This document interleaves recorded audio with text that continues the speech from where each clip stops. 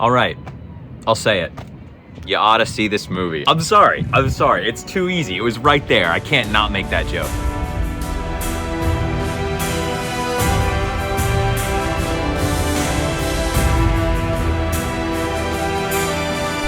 What if I can't?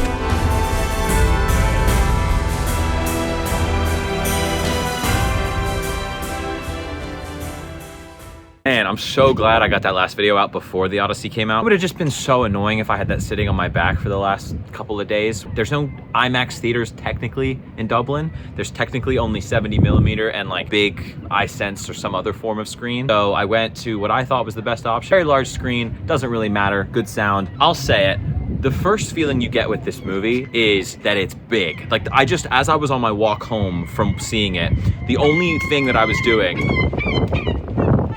What's the problem? You didn't like the Odyssey? Can you get out of here, please? Let me put this back down. Get out of here.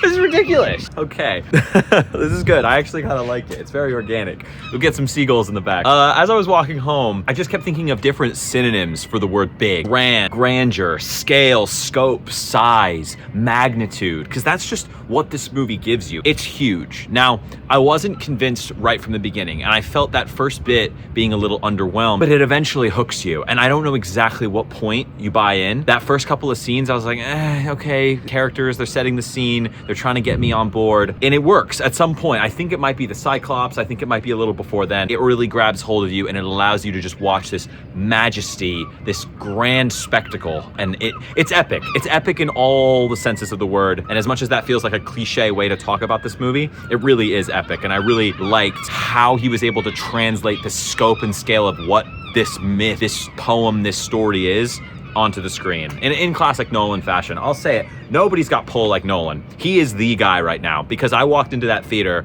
and it was opening night. It was the most expensive showing and it was packed to the brim. The seating chart is absolutely chock full. Lines of 30 people. When I go to the movies, there's like 6 people max. Until a Spider-Man movie comes out or Nolan makes something else, the last time I saw a theater like that was Oppenheimer and Barbie, and that required the double play action. He's the guy. Until someone takes the crown, he's the dude. Let's talk about some performances.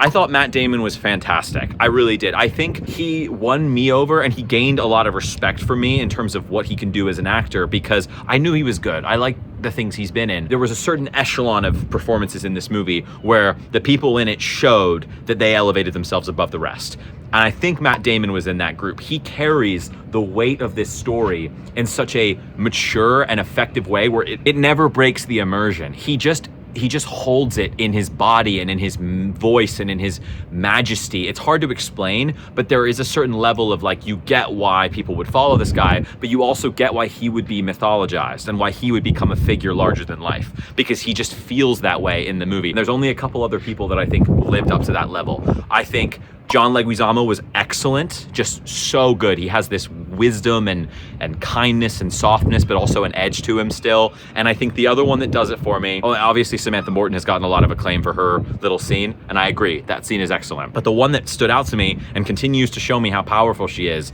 Lupita Nyong'o. She was in like 30 seconds of movie total, but she just has this energy and her eyes and her beauty and her power, and it's one of the few casting choices that made me go, yep, that's the kind of person that somebody would fight a war over. That face, that body, the face that's sailed 1,000 ships or whatever it is, that launched 1,000 ships. She embodies that in just the way that she exists, and whether or not it's because she's such a beautiful person, but it's also in her physical presence, her form, her everything. She's awesome. Those are my favorite performances. And then we can lay out like a lower down on the tier list. I think, Himesh Patel was really good. Benny Safdie as Agamemnon was really cool. He doesn't do much, but just his presence of just being like aura farming in the armor, so cool. I actually really liked Benny Safdie. Anne Hathaway is good. I wish her face could emote but she has all that work done. Stunning, beautiful woman with an incredible acting range, so I'm glad she did the performance that she did. Oh, and Charlize Theron as Calypso was really good too. She has this strange warmth and comfort, and yet you kind of get there's an edge there. She never does like the evil thing, but she never really goes all the way into like love. It's an interesting performance, and I think it's very subtle, but I really like what she was doing with her and him. The rest, I mean, guys, I don't like Tom Holland in this movie, and I don't think I like Tom Holland that much as an actor. I think his face is too distinct. I think he kind of always looks to me like someone who is acting, and he's not doing a bad job, I can say that, but he just looks like a guy who acts, whereas the other ones are just doing the thing in the moment that they need to do. And especially, it was so noticeable in those scenes with the suitors. It feels like a room of extras, and then like celebrities scattered around that all, like, even when they're not talking, they always have a spotlight on them, and I really don't like that. And sure, it's kind of the same on the boat with Odysseus and on the islands and whatever. Sure, it is kind of like that, but it's especially noticeable when like Rob Pattinson is like looking sinisterly at the camera, and he has like a wine glass goblet in his hand, and then it cuts to Tom Holland, and he's like, silence! It's too theatrical. It feels too much like I'm watching like people that are famous. They're famous, like it's literally Spider-Man talking to Batman, and it just doesn't work for me. And I know Matt Damon and Anne Hathaway and Charlize Theron have just as iconic of their faces, but they do a better job. Simple. It's just that simple. The acting was excellent, but I can understand where some people have criticisms. It didn't break the movie for me. I thoroughly enjoyed it. But I can see how if someone were to criticize it and say it didn't work for them and it was deal breaking and it broke their immersion, I would empathize. And I would say, I kind of get what you mean. Wasn't the case for me, but I get what you're saying. In terms of story, Nolan has shown he likes to not only take big stories, but almost like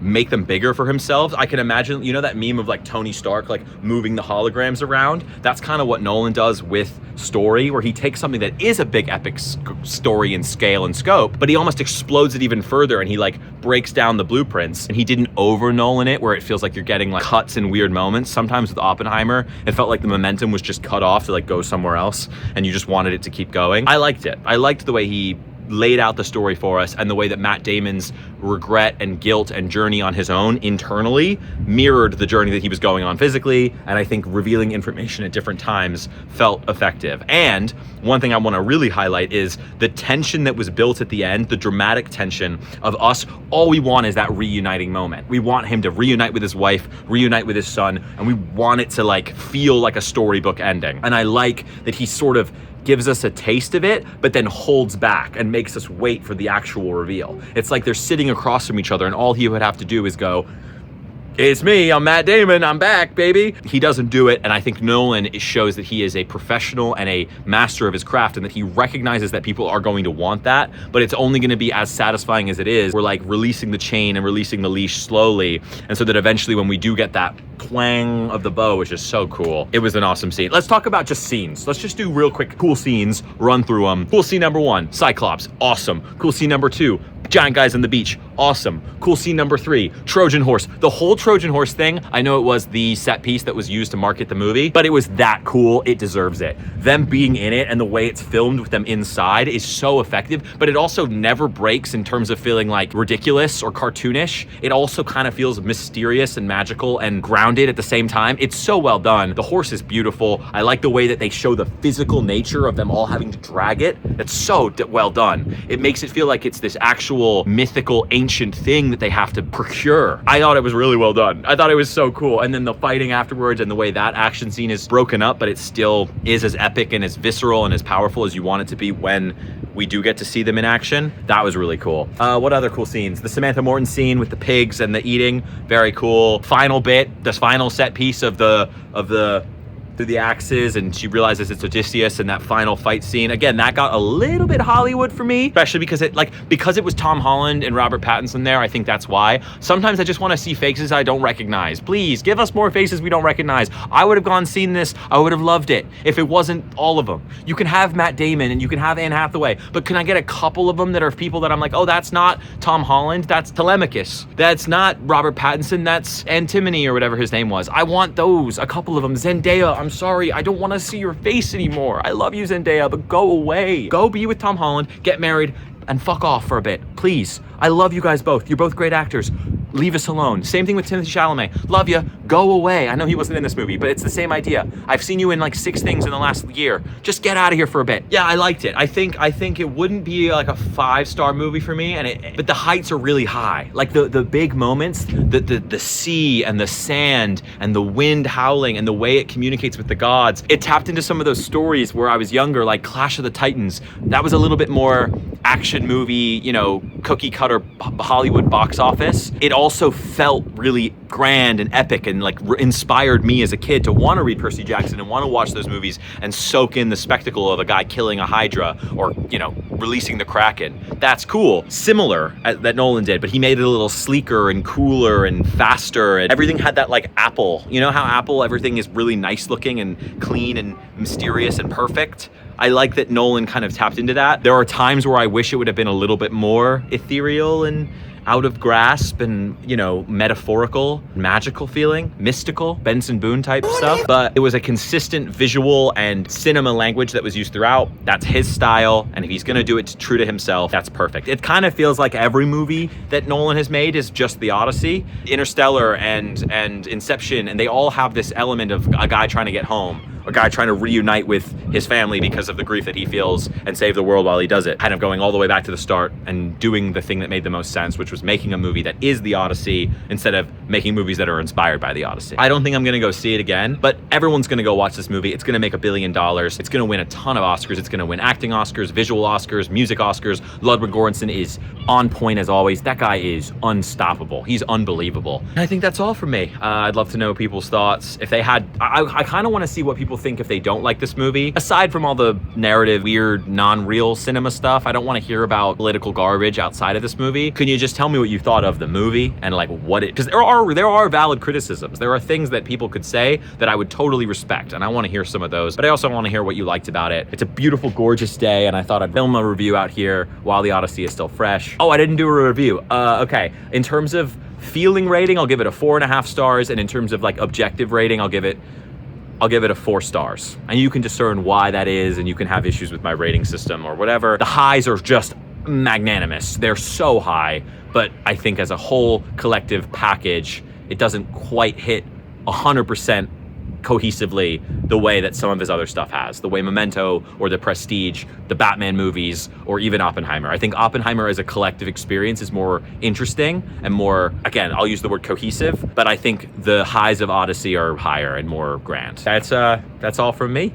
I will see you when I see you. I'm gonna redo that. I will Odyssey you when I see you. Peace.